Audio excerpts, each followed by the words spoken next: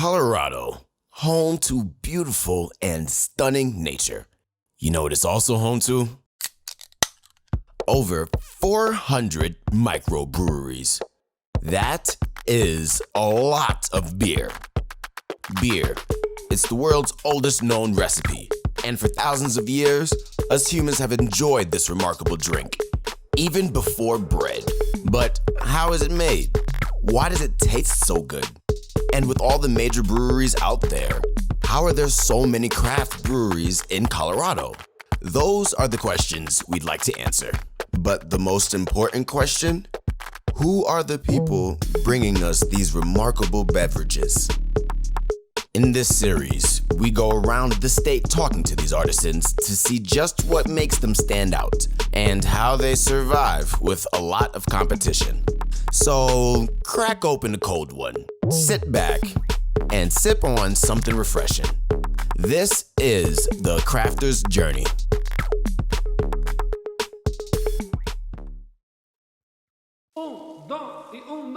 When you think of beer, do you ever think chips and salsa or beets maybe? No? Then you've probably never been to Cogstone Brewing Company. These award-winning ales are what put this humble brewery on our radar. Eager to satisfy a growing curiosity, a team was able to contact, meet, and chat with one of the owners. Let's converse with the mastermind himself. Hello, my name is Robert Hemphill. I'm a 50% owner of the brewery Cogstone Brewing Company. It's here in Colorado Springs. I've been brewing for 10 years total, 5 years home brewing and 5 years professionally. I fell in love with the beer making process as a home brewer, and there was a lot of passion behind it and drive, and I knew I could do it professionally on a professional scale. I signed up to a home brew club called Brew Brothers of Pikes Peak, and that's where I met my business partner, Mark. So we joined forces and we started this brewery, Cogstone Brewing Company. I won a medal in the World Beer Cup 2018 for the beet cream ale. Other styles I do, I get creative. Carrots, chilies, maple and bacon. The beet came from somebody else. It was a local breweries in town, Great Storm and Smiling Toad. They did a collaboration with a beet saison. And when I saw that red color of that beer, I just said, oh man, I gotta do that. But not a saison, I want to do a cream ale version of that. Work is a full-time job for me. I spend around 50 hours a week minimum. And so I have no time when I get home to homebrew. So that's a done thing. But when I was home brewing, I was experimenting even back then, but learning the basic styles and enjoying what I was doing. That's pretty much where I created the chips and salsa beer at home. And I just been tweaking it. And then when I opened this place up, I did a more scaled down version of the chips and salsa. And it works out good. What drives me to beer, it's a passion. I love beer. And when I drink beer, I just want to try to find the best beer to drink, because it's like eating steak. Do you want to buy a cheap steak or an expensive steak? And I'd rather pay a little bit more to get a better tasting steak than a tough, hard, chewy one. And it's the same with beer. I want to drink good beer constantly. And so I look for the best beers, not only mine, but other people's around the country, and I just love beer. It's a passion to make it, to drink it, to savor it. I like the chemistry behind beer, creating ideas, new techniques, new flavors, new spins on things. The difference between big brewers and craft breweries, for the most part, craft breweries experiment a lot. They go bold on the flavors and the alcohol content. Big breweries, they could do the same thing if they wanted to, but it costs a lot of money to do what we do at a small level. They sell massive amount of quantities of beer. We're able to take more risk at doing smaller batches. So now the next goal is to get a more larger professional brew system, like a 7-barrel system versus our two 1.3 barrel systems that we currently brew on. So that's our next goal. And once we get that bigger system, then we can start distributing locally in town our beers to be on tap at select restaurants and tap houses. That was pretty interesting. So, where's the next stop on our journey? Well, we take you to the city of Denver. It's a wonderful city where you can go straight from a brewery right into a dispensary. Gotta love it. And that, my friends, is a potent recipe for meeting some very interesting people. Like, not you. Not you. You maybe? No? No? Okay. How about this guy?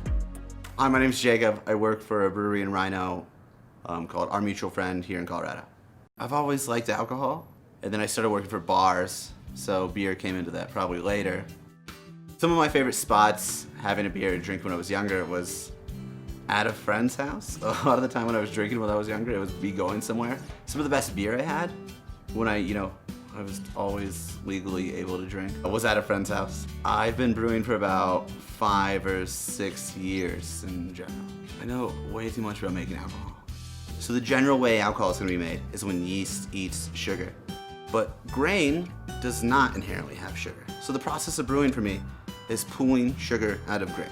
It starts before the brewer with a maltster who's going to heat it in a way to kind of get it growing, let it sort of sit there, and once they see a little stem and this grain starts to grow, it activates the enzyme inside of it that wants to start turning the starch inside of the grain into a piece of sugar so that the plant inside can start digesting it. So what a maltster now does is he heats it, so as soon as the enzyme is made, it kills anything inside the plant that's going to turn the enzyme and feed the plant. You kill the plant. How long you're roasting it and in which different ways make what kind of grain you're going to get up in the end.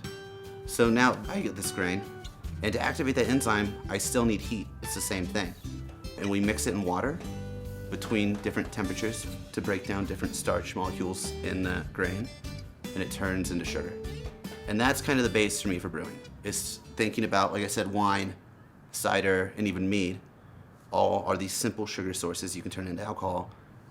Brewing is the process of making sugar sources.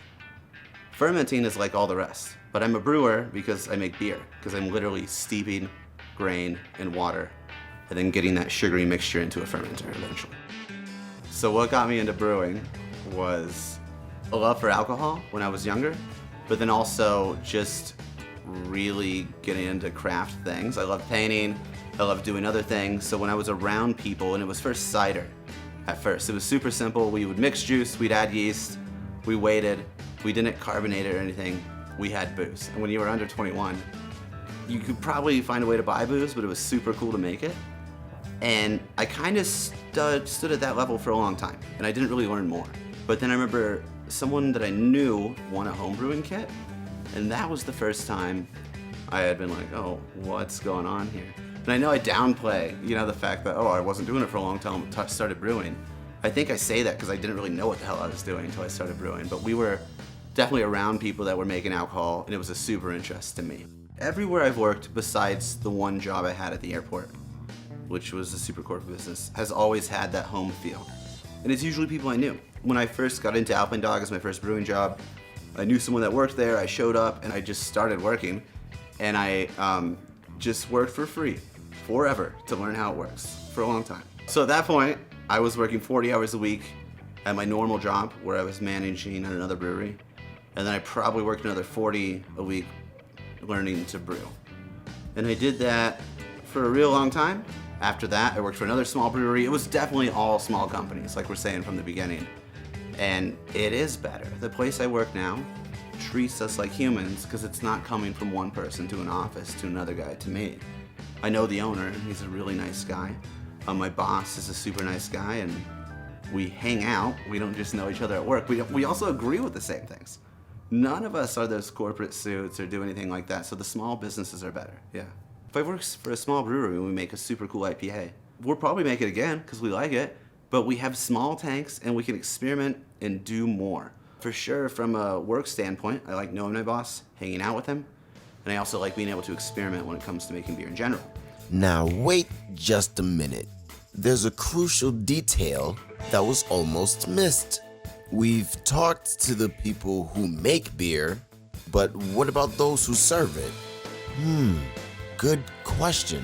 But where are we gonna find someone to answer that with such short Oh, hi, Jesse. Hi, I am Jessie. I work here at Cogstone Brewing in Colorado Springs. Specifically, I've been in the industry for approximately 8 years. I chose breweries because I've done the whole high volume restaurants. I've done focus on just margaritas and then craft cocktails I've dabbled in.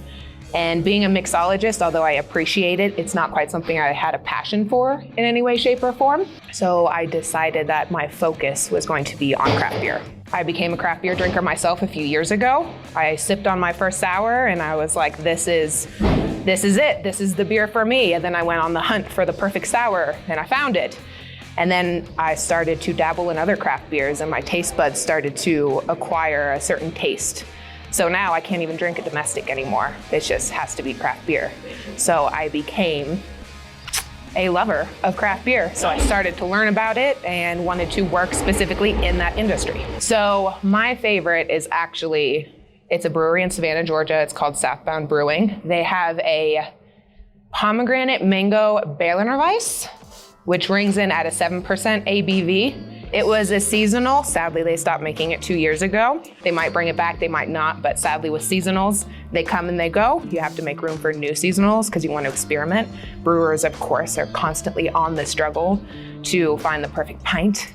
So to make room for new ones, they had to stop brewing that one. That's the great thing about brewing is they always shock you. You try something new, such as a chips and salsa beer that we serve here. Never knew that I would want and desire a chips and salsa beer, but I had it and instantly fell in love. Sometimes it's love at first sip with craft beer. I have not currently attempted making beer at home. That is something that I would want to do eventually. Right now, I'm just happy to be working with the great brewers that we have here that own this establishment and being able to see their process to understand it a bit better. I desire to learn how to do everything. Jill of all trades, I want to know a little bit about everything. I am currently in charge of the social media accounts. I do some updating on the website, but it's very limited stuff, usually the pizza that I focus on there.